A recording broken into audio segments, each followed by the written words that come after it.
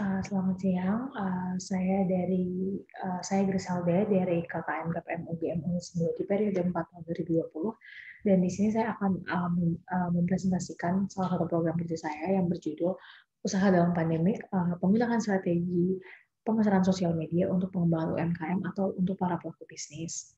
Jadi yang seperti kita sudah ketahui sebelumnya, pandemik memang menyebabkan perputaran uang itu di pasar sangat sedikit, sehingga pendapatan banyak orang menurun dan banyak orang yang juga mengalami PHK di tengah pandemi seperti ini. Maka dari itu beberapa di antaranya memilih terjun ke dunia bisnis atau uh, mendirikan UMKM. Maka dari itu untuk meningkatkan penjualan dan menarik perhatian konsumen, program kerja ini diadakan untuk memberikan pemahaman lebih bagi para pelaku UMKM atau para pelaku bisnis untuk dapat memahami strategi pemasaran dan tips and trick untuk beriklan atau melakukan promosi di sosial media. Oke. Ini outline atau susunan presentasi pada hari ini. Pada hari ini, yang pertama adalah pengertian strategi pemasaran, yang kedua ada jenis strategi pemasaran, yang ketiga ada strategi pemasaran melalui sosial media, dan yang keempat adalah dampak dan manfaat dari strategi pemasaran. Oke, kita akan berbicara tentang pengertian terlebih dahulu. Jadi setiap perusahaan itu pasti memiliki tujuan masing-masing. Salah satu di antaranya adalah untuk memasarkan produk baik berupa barang atau jasa yang mereka tawarkan. Selain untuk memasarkan produk atau jasa, para perusahaan juga bertujuan untuk mengambil profit setinggi-tingginya. Jadi mengambil sebanyak mungkin profit. Maka dari itu mereka ingin meningkatkan penjualan mereka dari periode ke periode tertentu, dan tentu saja untuk meningkatkan jumlah konsumen yang membeli produk atau mengkonsumsi jasa mereka.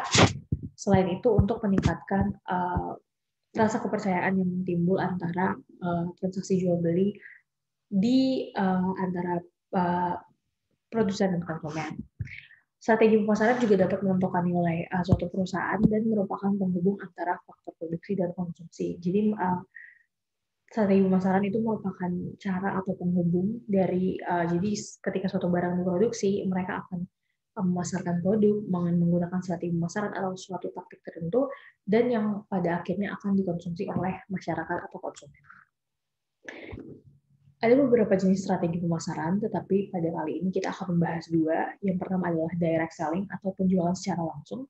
Jadi direct selling ini singkatnya merupakan salah satu metode pemasaran dengan cara menawarkan produk langsung ke para pembeli. Jadi metodenya itu seperti door to door atau pintu ke pintu. Dan sebenarnya untuk cara ini pebisnis atau pelaku UMKM diharapkan dapat lebih persuasif agar dapat menarik perhatian pembeli supaya dapat meningkatkan penjualan dan meningkatkan jumlah pembeli yang menggunakan jasa atau produk dari para pelaku UMKM atau para pebisnis. Nah, strategi ini sebenarnya sangat cocok untuk pebisnis dengan modal yang kecil atau pebisnis yang mungkin baru turun ke dunia bisnis karena modalnya tidak terlalu besar. Sejak cara yang digunakan adalah door to door atau dari pintu ke pintu. Dan semenjak pandemik ini, banyak restoran atau tempat usaha yang menawarkan produk mereka secara door to door agar dapat langsung meningkatkan penjualan hari itu juga. Yang kedua adalah internet marketing. Jadi strategi ini merupakan cara untuk memasarkan produk secara online, baik menggunakan sosial media berupa website, Facebook, iklan Instagram, dan lain-lain. Jadi sebenarnya ada banyak platform sosial media yang dapat digunakan untuk memasarkan produk. Hanya menurut saya yang paling efektif untuk memasarkan produk adalah ketiga platform ini, yaitu Instagram, Facebook, dan TikTok. Jadi untuk Instagram, sejak 2016, Instagram sudah merilis Instagram Business bagi siapapun yang ingin memulai bisnis atau ingin terjun ke dunia bisnis. Dengan fitur ini, para pebisnis dapat membuat akun bisnis mereka secara gratis agar memudahkan para konsumen untuk menghubungi mereka baik melalui nomor HP, pesan atau direct message, atau email. Yang kedua adalah Facebook. Facebook juga menawarkan beberapa fitur yang dapat dioptimalkan para pebisnis untuk mengembangkan bisnis mereka dengan cara mencocokkan interest dengan para konsumen. Jadi konsumen dapat tahu barang yang mereka ingin beli dengan cara mencocokkan interest uh, dengan para pelaku usaha yang menawarkan interest tersebut. Jadi interest yang ketertarikan yang ditawarkan oleh para pelaku usaha harus cocok dengan ketertarikan yang diinginkan oleh para konsumen. Yang terakhir adalah TikTok. Jadi sejak 2019 TikTok sudah memperebut para pebisnis untuk dapat mengembangkan bisnis mereka melalui fitur-fitur iklan yang ada di aplikasi ini.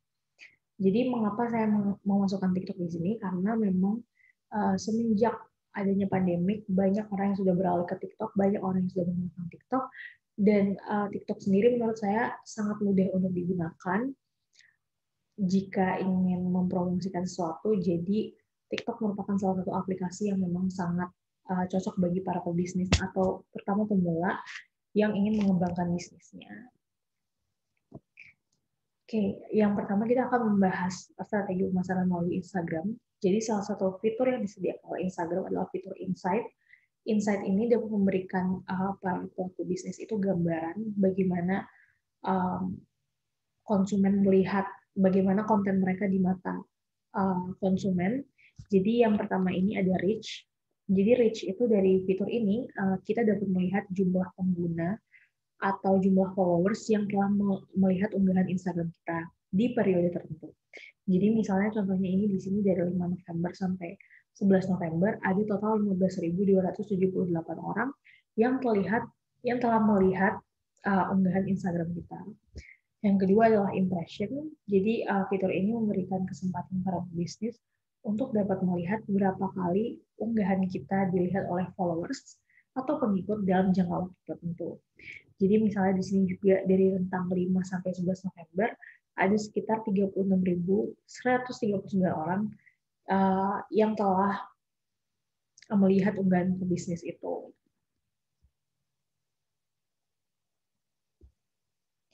Oke, di sini juga ada bagian audience atau bagian pengikut atau penonton.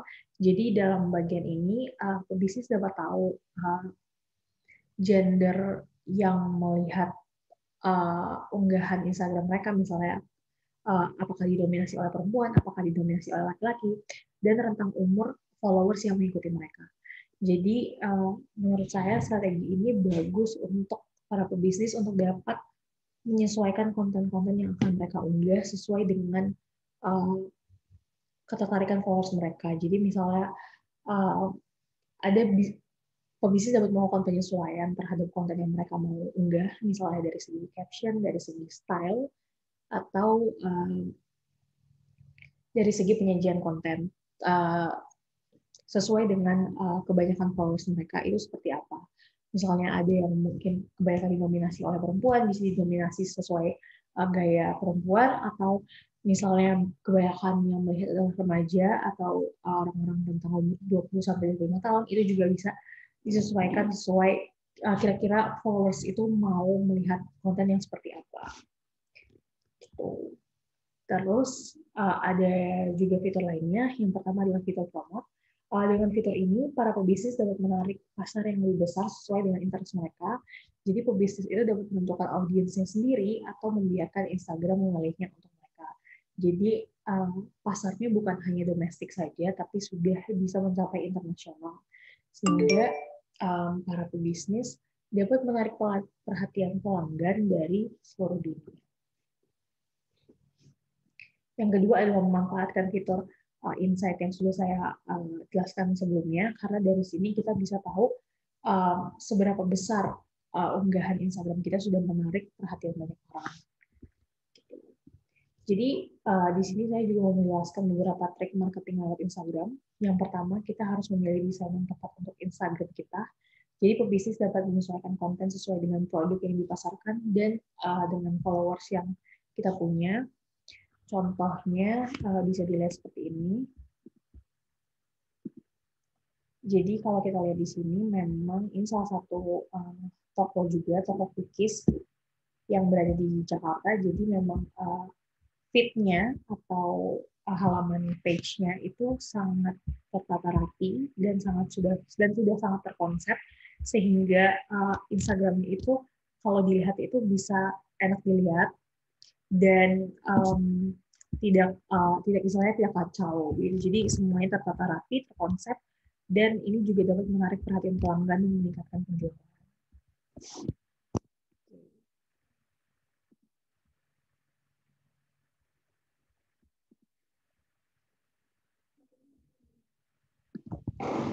Yang kedua adalah kita juga harus menyiapkan caption yang baik untuk menarik perhatian pelanggan, dan caption dapat dibuat menggunakan bahasa Indonesia atau bahasa Inggris tergantung kemauan para bisnis itu sendiri. Yang ketiga, kita bisa memanfaatkan Instastory karena fitur ini dapat menarik perhatian banyak audiens juga karena setiap harinya ada 25 juta orang yang menggunakan fitur ini. Yang keempat, pebisnis dapat bekerja sama dengan influencer.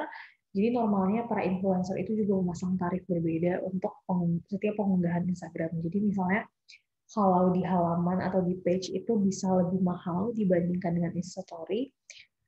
Dan saran dari saya, ada baiknya sebelum menggunakan jasa influencer, kita juga harus meminta insight akun mereka untuk mengetahui apakah feedback yang didapat oleh kita nanti akan baik, sehingga kita tuh bisa mendapatkan hasil yang maksimal dari modal yang sudah kita keluarkan. Jadi pada akhirnya kita tidak rugi untuk menggunakan jasa influencer tersebut.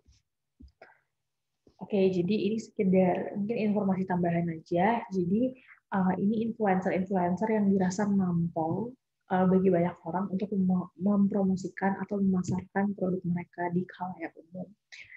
Di sini ada Aukarin atau Karin Matilda, di sini ada Kianu, dan di sini ada Rahel Fenya.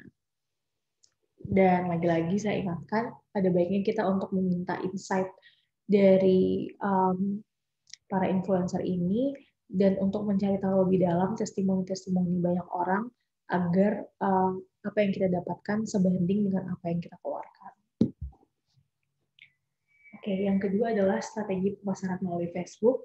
Jadi melalui Facebook, pebisnis juga dapat membuat page atau halaman dari bisnis yang akan digeluti. Jadi pada halaman tersebut, kita bisa menjelaskan secara singkat tentang bisnis kita, menggunakan foto profil yang menarik seperti logo atau ya logo, dan kita dapat melengkapi informasi tentang kontak bisnis kita, bisa berupa WhatsApp, email, atau mungkin kontak sosial media lainnya. Yang kedua, kita bisa mencari tahu siapa saja saingan bisnis kita. Jadi hal ini dapat diketahui dengan cara mencari di kolom pencarian dengan menuliskan seperti ini. Misalnya kita ingin mencari tahu halaman-halaman tentang diet atau fashion atau makanan. Jadi kita bisa menulis pages about food that are liked by my friends, yang berarti halaman tentang makanan yang disukai oleh teman saya, atau ketertarikan yang disukai oleh teman-teman saya. Jadi mereka Facebook akan memunculkan daftarnya dan kita bisa tahu apa saja ketertarikan atau interest dari teman-teman kita dan siapa saja saingan bisnis kita. Yang ketiga, kita juga dapat menggunakan fitur insight yang dapat memberikan informasi kepada kita tentang kapan followers kita kebanyakan online, postingan mana saja yang dapat reach dan engagement atau perhatian besar, dan postingan dari saingan kita yang mendapat perhatian besar juga dari para followers mereka. Dan selain beberapa fitur yang disediakan oleh Facebook, Facebook Ads juga dapat digunakan untuk tempat beriklan yang memungkinkan para bisnis untuk mendapatkan audiens yang lebih banyak. Oke, yang ketiga adalah strategi pemasaran melalui TikTok. Jadi seperti yang sudah saya jelaskan tadi, sejak 2019 sudah mulai banyak orang yang menggunakan TikTok. Dan 2020 karena adanya pandemi, makin banyak orang lagi yang menggunakan TikTok. Dan jika kita ingin beriklan melalui TikTok, kita harus membuat TikTok Ads terlebih dahulu, dan kita bisa menentukan target, tujuan, durasi, dan biaya pengeluaran untuk beriklan di TikTok Ads. Selain itu, menurut saya TikTok itu sangat mudah untuk digunakan jika ingin beriklan. Jadi pebisnis pun dapat langsung mendesain konten iklan mereka melalui fitur-fitur yang disediakan oleh TikTok. Selain itu, menurut saya TikTok itu sangat mudah karena kita bisa langsung melihat jumlah orang yang menonton video kita. Jadi misalnya di sini ada 7.800 7.895 yang sudah melihat video kita. Selain itu, memang di TikTok itu banyak sound yang sudah disediakan oleh para content creator, sehingga kita bisa mencari sound yang kira-kira cocok untuk menjadi background musik untuk kita mempromosikan suatu barang, sehingga ketika orang lain mengklik sound itu, kita bisa mereka bisa tahu kalau kita juga menggunakan sound itu, dan mereka bisa tahu siapa saja yang menggunakan sound itu, dan bisa saja mereka melihat konten kita dan memudahkan mereka untuk melakukan pencarian terhadap konten-konten kita yang lain.